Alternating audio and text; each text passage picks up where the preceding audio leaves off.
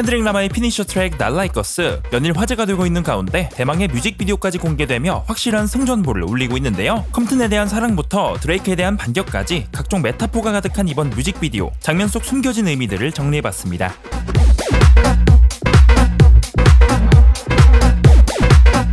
뮤직비디오 첫 장면에 등장하는 이곳, 바로 LA에 위치한 컴튼 지방법원인데요. 이곳에는 인권운동의 상징인 마틴 루터 킹의 기념비가 세워져 있습니다. 컴튼의 심장과도 같은 이곳, 켄드릭은 과거 뮤비에서도 이곳을 로케이션으로 삼으며 컴튼에 대한 애정을 여과 없이 드러내기도 했죠. 이번 뮤비에서도 메인 로케이션으로 등장하는 이곳, 켄드릭은 이를 통해 고향에 대한 자부심과 결속력 있는 문화를 설파하고 있습니다. 곧이어 등장하는 광대 분장의 인물, 바로 토미 더 클라운이라는 유명인사인데요. 90년대부터 활동한 베테랑 댄서로 이른바 클라운 댄스의 창시자로도 알려져 있습니다. 흑인 스트릿 댄스의 상징적인 인물로 오랫동안 명성을 쌓아왔던 그 화합과 평화를 상징하는 클라운 댄스는 LA 지역의 유서 깊은 문화가 되었는데요. 그를 따라 생긴 댄스 크루만 수십여 개, 현재도 LA에서 클라운 댄스 배틀은 고유 문화로 자리하고 있습니다. 뮤비 속 등장하는 댄서들 역시 모두들 클라운 댄스 크루의 일원. 켄드릭은 토미 더 클라운의 유산과 함께 유쾌하고 평화로운 자신들의 문화를 소개하고 있죠. 또 이번 뮤비에서 빨간색과 파란색은 전체를 관통하는 주요 색상입니다. 이는 LA를 대표하는 두 갱스터 집단 블러드와 크립스를 상징하는 색깔인데요.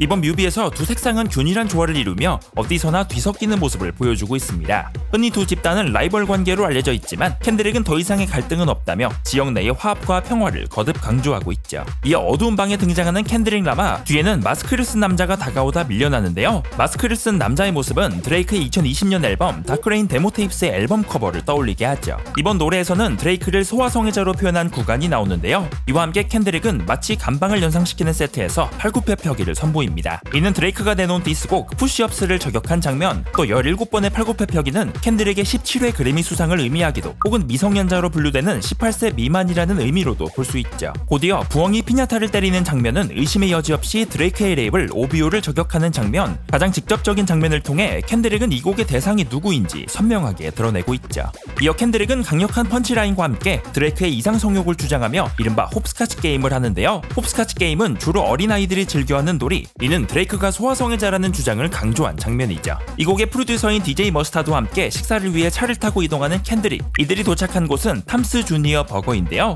이곳은 컴튼의 로컬 식당으로 컴튼 출신의 많은 래퍼들이 애용했던 명소입니다. 실제로 뮤비가 공개된 후 이곳의 매출이 약 40%가량 증가했다고 하죠. 또 DJ 머스타드는 메이저리그 팀인 토론토 블루제이스의 모자를 쓰고 있는데요. 이는 토론토 출신의 드레이크를 저격한 것처럼 보였지만 머스타드는 이를 직접 부인하며 그저 수많은 모자 중 하나라고 해명하기도 했습니다. 이어 등장하는 컨테이너 씬, 댄서들은 블러드갱을 상징하는 B워크와 크립스갱을 상징하는 C워크, 이외에도 다양한 스타일의 댄스를 선보이며 화합의 메시지를 건네고 있습니다. 또한 NBA 선수 더마 드로잔의 모습도 보였는데요. 컴튼에서 태어난 드로잔은 토론토에서 10년간 에이스로 활약했지만 구단의 외면을 받으며 실망감과 배신감을 표하기도 했습니다. 토론토의 배신감을 느끼고 다시 캘리포니아로 돌아온 더마 드로잔, 켄드릭은 환영 인사를 건네며 컴튼의 패밀리십을 다시 한번 강조하고 있죠. 뒤이어 등장하는 블랙키피와 TDE 멤버들, 이는 드레이크의 편가르기를 반박하는 장면으로 여전히 건재한 자신들의 우정을 과시하고 있습니다. 그리고 뮤비에는 켄드릭의 파트너인 휘트니 알포드와 자녀들이 등장하는데요. 이는 드레이크가 여러 차례 언급했던 켄드릭의 가족 문제를 정면으로 반박하는 시퀀스. 드레이크의 디스가 무색할 정도로 휘트니와 켄드릭, 자녀들은 행복한 모습으로 춤을 추고 있죠. 역시나 앞권은 마지막 장면이었는데요. 켄드릭은 새장에 갇힌 부엉이를 쳐다보며 자신이 한 수 위임을 다시 한번 강조합니다. 부엉이의 시점에서는 새장이 없지만 켄드릭이 바라보는 부엉이는 새장에 갇힌 채 아무것도 할 수 없는 모습이죠.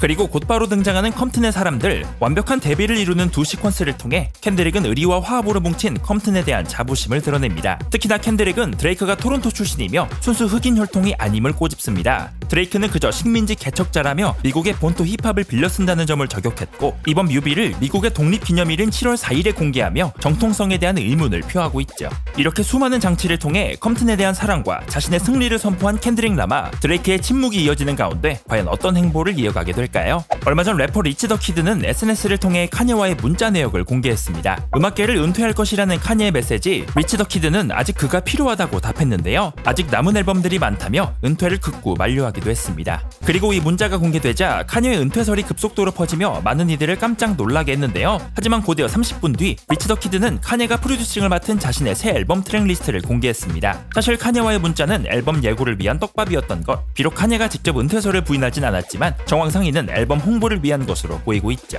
이와 함께 카니의 내한 소식이 확정됐습니다. 정확히는 리스닝 파티 이벤트인데요. 소문만 무성하던 카니에 대한 소식은 타이달라 사인의 포스터와 함께 마침내 못을 받게 되었습니다. 이번 이벤트는 새 앨범 Vultures 2의 리스닝 파티 이벤트, 날짜는 8월 23일로 장소는 고향 종합운동장이 될 전망이죠. 예정대로 진행된다면 지난 2010년 이후 무려 14년 만에 내한이 될 텐데요. 비록 과거 이탈리아에서의 리스닝 이벤트를 갑자기 취소했던 전례가 있었지만 새 앨범 소식만큼은 그리 멀지 않은 듯 보입니다.